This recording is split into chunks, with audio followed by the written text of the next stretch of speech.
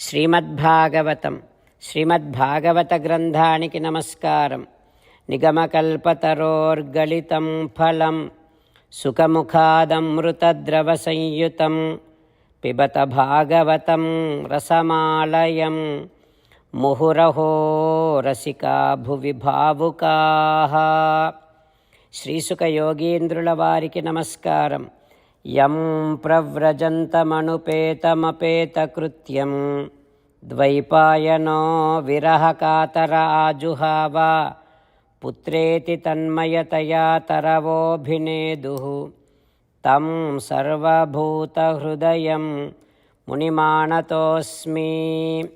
నరనారాయణులకు, చతుర్ముఖ బ్రహ్మకు, సరస్వతీదేవికి, వ్యాసమహర్షుల వారికి నమస్కారం.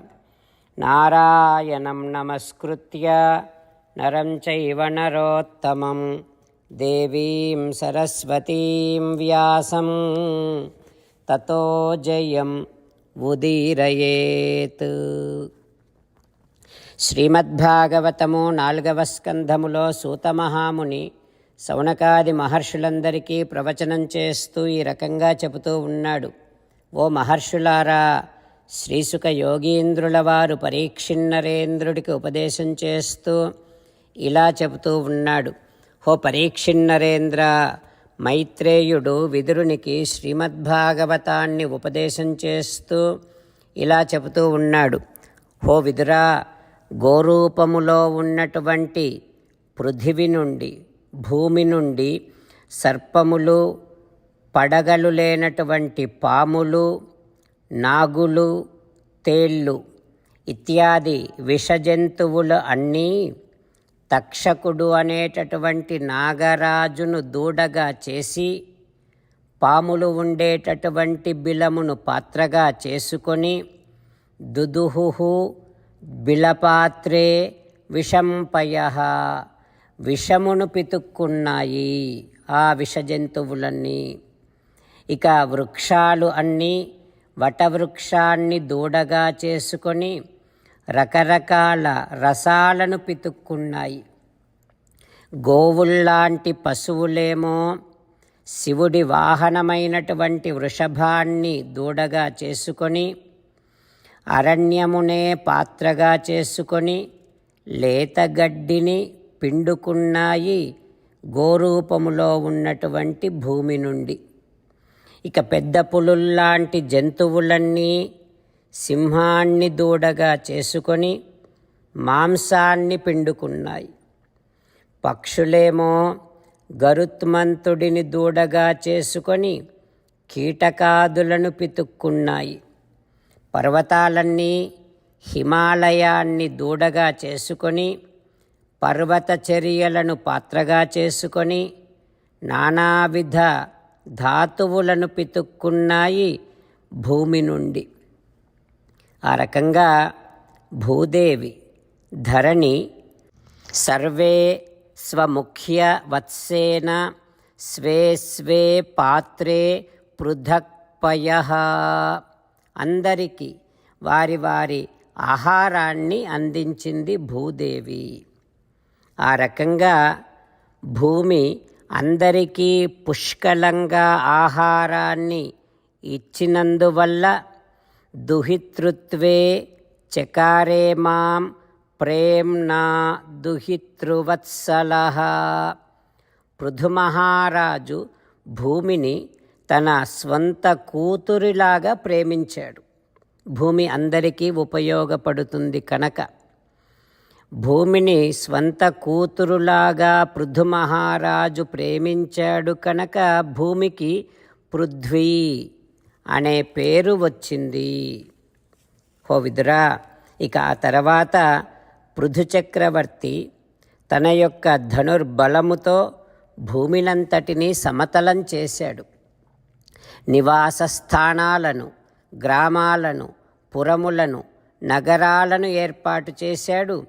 అందరూ వాటి యందు హాయిగా, సుఖంగా, భయం లేకుండా నివసించేటట్టుగా ఏర్పాటు చేశాడు అంటూ మైత్రేయుడు విదురునికి ఉపదేశం చేస్తూ ఉన్నాడు. ఆ తర్వాత ఏం జరుగుతుందో రేపు తెలుసుకుందాం. ఓం శ్రీకృష్ణ పరబ్రహ్మణే నమః. ఓం అస్మద్గురుభ్యో నమః. అంతేకాకుండా మనం ప్రతిరోజు శ్రీమన్నారాయణుడికి ఒక 8 పనులు చేస్తాం అని మాట ఇద్దాం. ఎందుకంటే శ్రీకృష్ణ భగవానుడు 18వ అధ్యాయములో 65 నుండి 70వ శ్లోకాల ద్వారా శ్రీమద్భగవద్గీత అంతటికీ సారభూతముగా మనకు 8 పనులు చేయమని చెప్పాడు. అలా చేస్తే చాలు, నేను మిమ్మల్ని అన్ని విధాలుగా రక్షిస్తా అని ప్రమాణపూర్వకముగా ప్రతిజ్ఞ కూడా చేశాడు. అందుకని శ్రీమద్భగవద్గీతను అంతటినీ విన్న తర్వాత అర్జునుడు కూడా చివరకు కరిష్యే వచనం తవ, కృష్ణ నువ్వు చెప్పినట్టే చేస్తా అని అన్నాడు. కనుకనే భగవానుడు అర్జునుడికి అన్ని విధాల విజయాన్ని అందించాడు. మనం కూడా ప్రతిరోజు శ్రీమన్నారాయణుడికి ఆ రకంగానే మాట ఇద్దాం. 8 పనులు చేస్తాం అని మనము మాట ఇస్తే అది అష్టాక్షరీ మహామంత్ర జపము చేసినటువంటి ఫలితాన్ని మనకు ప్రతిరోజు ఇస్తుంది. ఇట్లా మాట ఇవ్వటం కంటే గొప్ప పూజ, యజ్ఞము, తపస్సు మరొక్కటి లేనే లేదు. అందుకని నేను అంటూ ఉంటాను, మీరు మనస్సులో భావిస్తూ ఉండండి. ఈ రకంగా మనము మాట ఇస్తూ ఉంటే శ్రీకృష్ణ భగవానుడి ముఖారవిందములో కలిగేటటువంటి ఆనందాన్ని మనం ప్రతిరోజు దర్శిద్దాం, ఆస్వాదిద్దాం. జై శ్రీమన్నారాయణ. హో శ్రీమన్నారాయణ, నువ్వు చెయ్యమన్నట్టే నేను నిన్నే సంతతము ధ్యానము చేస్తూ ఉంటా. హో శ్రీమన్నారాయణ, నువ్వు చెప్పినట్టే నేను నీ భక్తుడిగానే ఉంటా. హో శ్రీమన్నారాయణ, నువ్వు చెయ్యమన్నట్టే నేను నా విధులను, కర్తవ్యాలను నీ సేవగా, నీ తృప్తి కోసమనే సక్రమంగా నిర్వర్తిస్తూ ఉంటా. హో శ్రీమన్నారాయణ, నువ్వు చెప్పినట్టే నేను నీవాడిని అనే మహావిశ్వాసముతో నీకే నమస్కరిస్తూ ఉంటా. హో శ్రీమన్నారాయణ, మామేకం శరణం వ్రజ, నన్ను ఒక్కడిని మాత్రమే శరణు వేడుకో అని నువ్వే అన్నావు కనుక నేను నిన్ను ఒక్కడిని మాత్రమే శరణు వేడుకుంటా. హో శ్రీమన్నారాయణ, మా శుచః, ఇక దుఃఖించకు అని నువ్వే నాకు భరోసా ఇస్తున్నావు కనుక నేను ఇక దుఃఖించను. హో శ్రీమన్నారాయణ, నువ్వు చెప్పినట్టే నువ్వు నా కోసమని అనుగ్రహించినటువంటి శ్రీమద్భగవద్గీతను ప్రతిరోజు కనీసము 1 శ్లోకాన్నైనా జ్ఞాపకం చేసుకుంటూ శ్రీమద్భగవద్గీతను అనుసంధానము చేస్తూ ఉంటా. హో శ్రీమన్నారాయణ, నువ్వు చెప్పినట్టే నువ్వందరి కోసమని చెప్పినటువంటి శ్రీమద్భగవద్గీతను తెలియని భక్తులందరికీ తెలియచేసే నా వంతు ప్రయత్నాన్ని నేను నిరంతరము కొనసాగిస్తూనే ఉంటా. హో శ్రీమన్నారాయణ, నేను నువ్వు చెప్పినట్టే చేస్తా, నీకు నచ్చినట్టే ప్రవర్తిస్తా, నీకోసమే పని చేస్తూ ఉంటా. కరిష్యే వచనం తవ.